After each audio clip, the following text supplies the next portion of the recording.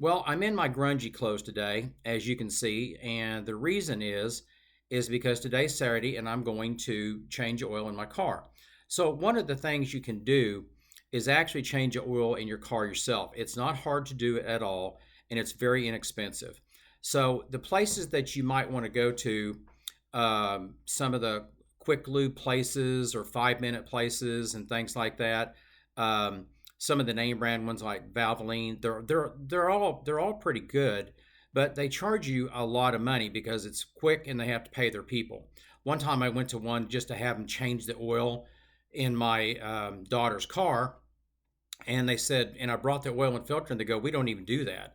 He goes, we're not doing anything, and if you want to, you can give my guys, 10 or 15 or $20, and they'll change it for you. But our cheapest starting out is $40, to change oil. So the other day, there's a young woman that bought a car from me, and I had maintained it very, very well. And I told her, if you want to come over, and I'll help you do it. Now I bought a set of ramps. I think it was on eBay for about $40. They're Gorilla ramps or something like that, and you don't even have to do that. So you can go to Home Depot or Lowe's and buy some patio blocks or like a I don't know, 16 by 8 by an inch, and buy six of those. Drive up on one, drive up on the other. All you're trying to do is raise the car up a little bit. And of course, be safe if you're doing this. I don't want to advocate anybody getting hurt if you don't know what to do, but you just need to raise the car up a little bit. So let's say you're on the ramps and you're going to change oil yourself. Well, the first thing you need to do is get something to put the oil in. So you can go to the dollar store and buy a dishwashing pan for $1.25 or something like that. And then all you're going to need is a wrench. You can use a crescent, which is adjustable, or a ratchet or whatever. And then you need an oil filter. Now, the other thing I would highly suggest is at the dollar store, buy some rubber gloves, like they call them Playtex Living gloves, and they're yellow. Curl up the end so if the oil runs down your hand, you're okay. So, and maybe have a few paper towels ready. So drive the car around and get it hot. Drive it up on your ramps. Let it sit there for a minute to let all the oil drain into the oil pan, and then you're going to unscrew the bolt. Now, when you unscrew the bolt, it's going to be hot, and you want to try, and you got to remember it's going to flow down in that way. It's not going to go straight down. So you need to have your pan set up to where you can catch all the oil. Okay. Number two, you're going to need a big pair of adjustable pliers and usually you can get them very cheap. And somebody may have one you can borrow to unscrew the oil filter because it's going to be tight. So let the oil drain out of the oil pan first, and then you're going to put the bolt back in. Now, I don't usually change washers. I'm fine. Some people would say change a washer every time. I've been fine without doing it. Now you go to your oil filter, put your oil pan under there, and then you're going to unscrew the oil pan with your wrench or your pliers. Now it's going to drain. Now, depending, this is if it's bottom and vertical, it's going to drain down the side of the oil filter, and it's just a mess. It's all there is to it. So let it drain for a little while. Then you can take it off and pour it out. And so now you're ready to put the new oil filter on, and you need to put a little bit of oil on the seal and screw it on hand tight. Now you're done from underneath. You're all set and ready to go. Okay, what oil do I recommend? I'm going to go the economical route, and like I did with this young woman, we went to Walmart and bought SuperTech, and it's 10,000 mile, all full synthetic oil. It's good oil, and a filter for $24.50. So you might go to an oil change place and it's 75. So now you've saved $50 right there by doing it yourself. And also, you're going to need a funnel to pour the oil in. So that's usually $1 at the dollar store, a cooking funnel or something like that. So now you're going to unscrew the cap and pour the oil in. Now, the one you're going to get is going to have 5 gallons in it, and you can see where it's marked on the back, and you can pour in about 4.5. I think I said gallons. It's going to be 5 quarts. You're going to pour in probably 4 to 4.5 quarts. Okay, so then just take that when you're done. When you're done with that, put your cap back on your oil filter, and then on your oil filler, and then start the engine up. Make sure it's all right. Make sure it's not dripping. Drive it around the block, and then it's hot already, but drive it around the block, and then bring it back in, turn it off, wait 5 minutes, go back out, see if there's any leaks from underneath, and there shouldn't be. And then you want to take a paper towel, pull your dipstick out, clean it, and then put it in there and check to see if you're correct. And like I said, if you're changing oil and filter, most of them take 4.5 quarts, and if you put in 4.5 quarts, you're probably going to be right on the money. Now, the next thing we're going to talk about is we learned how to save money on the oil change, and that's something you need to really do. Now, there's a couple of good channels. One is called the Car Care Nut, and he does Toyota and Lexus only. So he has a maintenance schedule that I would highly recommend you follow. And the main thing I'm going to tell you now is two things. One is that you need to change your oil every 5,000 miles because it gets dirty from the fuel burning, and that's the reason. Change the oil and filter at 5,000 for $25 every 5,000. Okay. The other thing is gasoline. Now you can go to places like Sam, and their gas is cheaper, but they don't have what they call top tier detergent gasoline.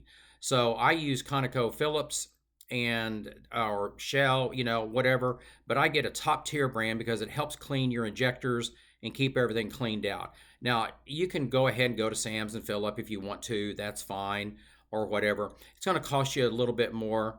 It can be 10 to 30 cents a gallon. It just depends on what the market's doing. But top tier gasoline is very important. Now, on cars, I'm going to say that I recommend staying away from a diesel, a CVT, which is a continuously variable transmission, which Toyota is using a lot more on their Corollas and now their Camrys. The Priuses have them and things like that because they're very high maintenance. You have to change the fluid in them like every 50,000 miles, and it's going to cost $250 to $350 to do that. Okay. The other thing I stay away from is a turbo because turbos get very hot. You need to change the oil more often. They can blow up and oil can go everywhere, and it's just a mess. And last but not least, I stay away from a hybrid because it takes like 7 years to get your money back after buying the hybrid.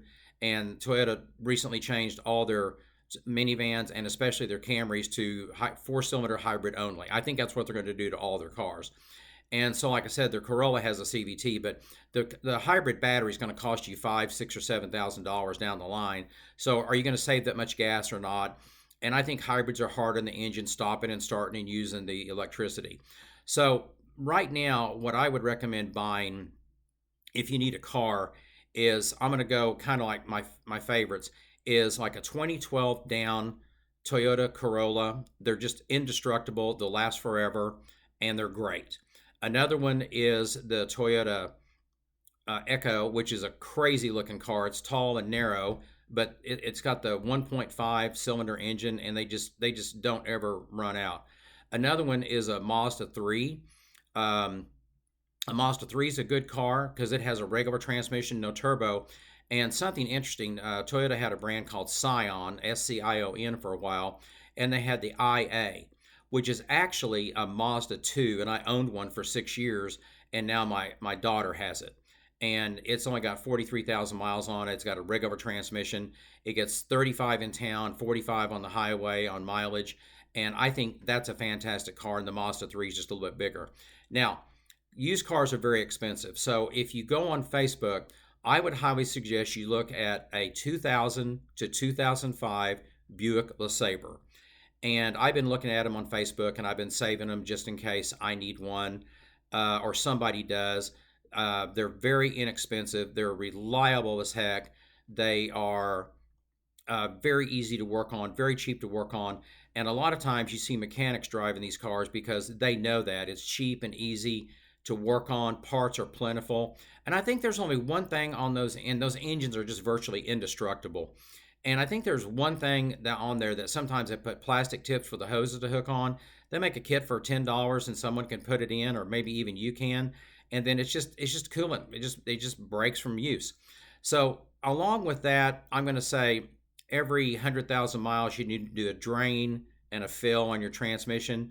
And transmission filter's fine. Every 50,000 miles you need to do a coolant flush. You can do that yourself. It's very easy to do. Just look on YouTube. But that's a way to buy cars, sell cars, buy cars and maintenance them and things like that. But one thing too about buying a car, before you buy it, you either want to look at it yourself or take it in, look underneath, make sure it's not banged up or rusted or torn up. And then the other thing you want to do is you could even do a pre-purchase inspection. It's called a PPI. Some people do a post-purchase inspection, which is horrible. But you could do a pre-purchase inspection by someone, ask them to look at it, see what they think. They can check the brakes and find out. And it might take a little time, but again, it's called a Buick LeSabre, LaSabre. And 2000 to 2005 were great. What you want is the 3800 Series 2 engine. And after that, for 2 years, for 6 and 7, they were in the Buick Lucerne, a little bit bigger car. And I guarantee it's going to look like a grandpa's car or grandma's car. And it is, because they buy them, they ride smooth, they get 30 miles on the highway, and they have plenty of power. And that's usually who bought them were older people and took care of them. So I hope this helps you in your quest to becoming a millionaire. Please like, subscribe, comment, ring the notification bell. And as always, please tell people about this so they can also become millionaires. Have a great day.